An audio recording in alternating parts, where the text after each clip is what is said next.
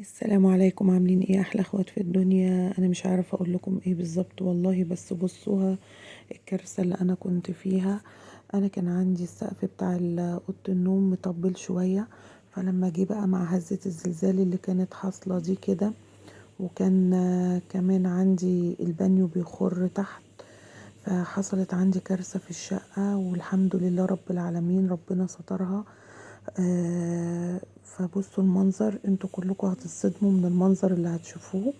ده سقف اوضه النوم عندي فجأة. آه والبيت كمان تحت فيه شغل، مع الزلزال مع الخبط في البيت. سمع عندي في اوضه النوم، السقف وقع زي ما انتوا شايفين المنظر اللي انتوا شايفينه ده. قسما بالله منظر، يعني لو انا يعني بكدب عليكم، انا فرش كله محطوط زي ما هو. بصوا السرير هتشوفوه دلوقتي، السقف كله وقع لا قدر الله. الحمد لله رب العالمين ان انا ما كانش حد فينا جوه في الاوضه. بصوا الملايه محطوطه، الحاجه محطوطه. انا جبت هنا ده مشمع عندي، جبته عشان الم عليه. فبعد كده قلت اما اوريكم المنظر اللي انا كنت فيه، والحمد لله الحمد لله قدر الله ما شاء فعل، ان انا ربنا كرمني انا وولادي وما حصلناش اي حاجه. هنا بقى على التحتية البانيو بتاعي كان بيخر برضو، راح المطبل برضو كان تحت وراح واقع.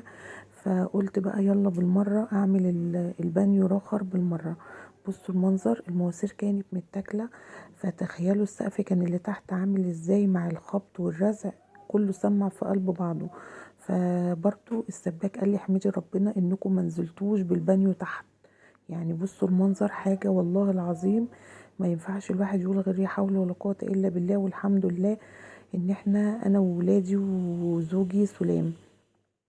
بصوا التراب اما وقع السقف خلى الدنيا، السقف في وقت ما وقع احنا ما كناش شايفين قدامنا من الخضة، وعمل ماس كهربائي. بصوا التراب ده وقعت السقف، خلت التراب ايه، مش قادرة اوصف لكم المنظر والله العظيم. يعني الحمد لله رب العالمين على كل حال، والحمد لله ان احنا بخير، والحمد لله ان احنا احسن من غيرنا، وقدر الله ما شاء فعل.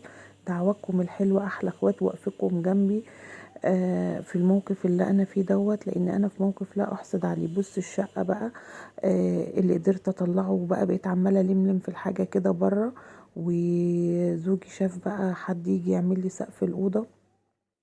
اللي جه بيعمل لي سقف الاوضه قال لي احمدوا ربنا اني ما وقعش على حد.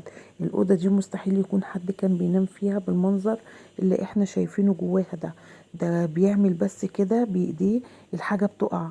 النجفه، بصوا النجفه وقعت في الارض ساعتها بالسره بتاعتها دي، اللي عرفت يا بصوا اتكسرت منها، وعرفنا كده نشيلها الحمد لله، واللمب من جوه اتكسرت. الحمد لله على كل حال. ما تشوفوش منظر شقتي من التراب، التسريحه الحمد لله ان هي ما اتكسرتش برضو. خرجنا الازاز بره، وخرجنا، يعني مش قادره اقول لكم الشقه بقت عامله ازاي. ادعوا لي بقى دعوه حلوه كده من قلبكم لاختكم على المنظر اللي انا فيه، والحمد لله ان انا وولادي بخير. الحمد لله الحمد لله رب العالمين قدر الله ما شاء فعل. إيه، واديكم شايفين بعينيكم المنظر. دعواتكم الحلوه ليا. اسيبكم في حفظ الله احلى اخوات في الدنيا، وما تنسوش بقى الاشتراك في القناه وتفعيل زر الجرس عشان يوصلكم كل جديد. في حفظ الله احلى اخوات.